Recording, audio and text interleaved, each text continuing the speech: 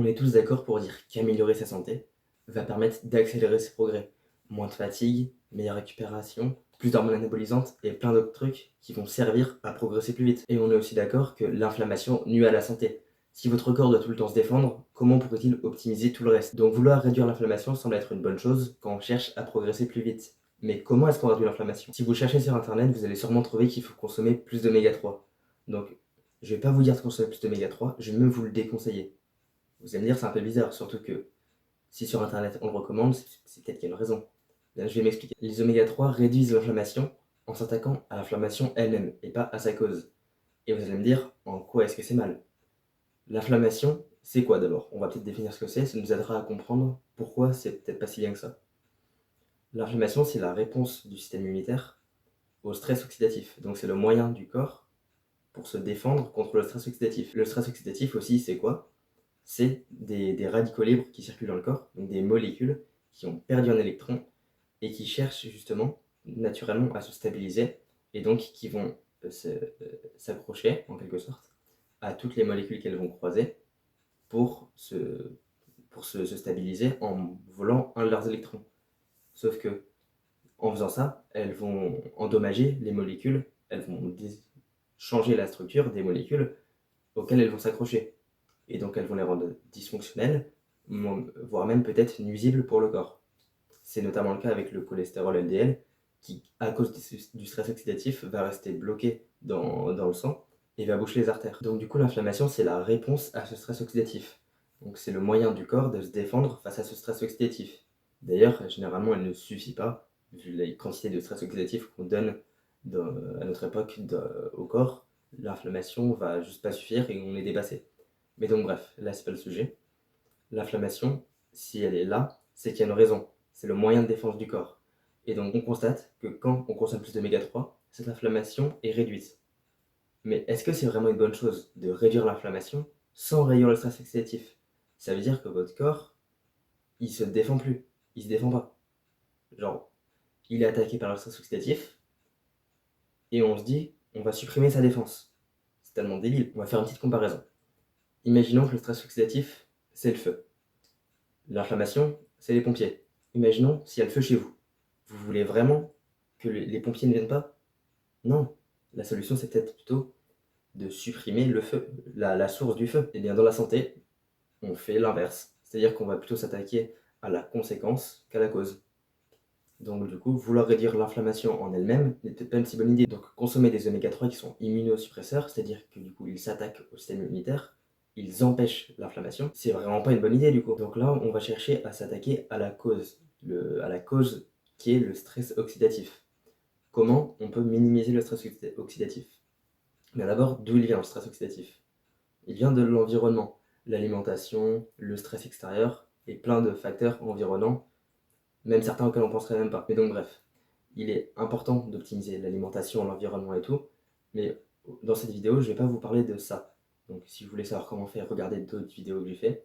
Je parle globalement de l'alimentation, de la santé en général, donc en optimisant tout ça, vous aurez moins de stress oxydatif. Mais donc là, je vais vous apporter une autre solution complémentaire à l'optimisation de l'environnement. Cette solution, c'est de venir compenser ce stress oxydatif. C'est comme si on rajoutait de l'inflammation mais qui n'est pas néfaste. Donc on rajoute des défenses au corps. Et donc pour ça, on va revenir sur ce que c'est le stress oxydatif. Donc c'est des radicaux libres, des molécules qui cherchent à gagner un électron. Mais donc ça veut dire que si on arrive à leur donner un électron qui ne nous sert pas, qui n'appartient pas à une molécule utile de notre corps, il est neutralisé sans avoir créé de dommages collatéraux. Et donc du coup, où est-ce qu'on peut trouver des électrons? Je ne vais pas vous dire de vous injecter des électrons en laboratoire, ce serait tellement débile, pas du tout en accord avec mes valeurs à propos de la santé. Mais donc du coup, où est-ce qu'on peut trouver des électrons à part en laboratoire? Et bien pour ça, il y a une méthode que j'appelle l'ancrage. Vous allez vite comprendre. Dans le sol, il circule des électrons, uniquement dans les surfaces conductrices. Donc par exemple, de l'air, de la terre, du sable. Donc dans ces surfaces conductrices, il circule des électrons. Et je vous rappelle que le corps humain est conducteur. Donc si on est en contact avec ces surfaces-là, les électrons vont pouvoir passer de la surface à nous, et donc circuler dans notre corps, et puis se fixer aux radicaux libres. Mais il y a un petit problème. Donc vous marchez dans l'herbe par exemple. Genre imaginons, vous jouez au foot. Vous êtes sur un terrain en herbe, vous n'êtes pas en contact direct avec le sol. Vous avez vos chaussures qui font barrière entre le sol et vous. Mais donc, les chaussures ne sont pas conductrices. Pour pouvoir euh, voler en quelque sorte des électrons au sol, il faut être en contact direct avec celui-ci. Donc, marcher pieds nus. Vous allez me dire, c'est très bizarre. Mais je peux vous assurer que c'est vraiment utile et ça devient même satisfaisant à force. Vu que on n'y pense pas, mais marcher pieds nus dans l'herbe, c'est agréable. Donc, au début, ça fait un peu bizarre, surtout si vous commencez sur une période hivernale. Comme moi, par exemple, les premières fois que je l'ai fait, il faisait froid, c'est l'hiver, donc ça fait très bizarre, le sol est vraiment glacé. Mais on s'y habitue très vite, les pieds se renforcent, le corps s'habitue, et au final, ça devient limite plus agréable de marcher pieds nus qu'en chaussures. Vu qu'en plus, les chaussures, c'est pas forcément toujours confortable quand on marche beaucoup, qu'on se déplace beaucoup. Et donc, vous vous surprendrez à force même à préférer se déplacer sans chaussures qu'avec des chaussures. Mais donc, bref, revenons au sujet. Ça fonctionne sur toutes les surfaces conductrices. Donc, vous pouvez le faire en marchant pieds nus dans de l'herbe, de la terre, du sable. Bon, la plage, c'est l'idéal vu qu'il y a le sable et l'eau, tout est conducteur. Donc à la plage, vraiment, c'est l'idéal. Et puis, vous pouvez le combiner à l'ancrage, vous pouvez le combiner à d'autres choses en même temps. Perdez pas vraiment votre temps à juste être pieds nus dans l'herbe. Vous pouvez faire autre chose en même temps. Par exemple, le matin au réveil, genre allez-y le matin quand vous vous réveillez. Comme ça, vous captez en même temps la lumière du soleil, vous réglez votre rythme circadien avec la lumière bleue. Vous pouvez aussi faire vos sprints en même temps.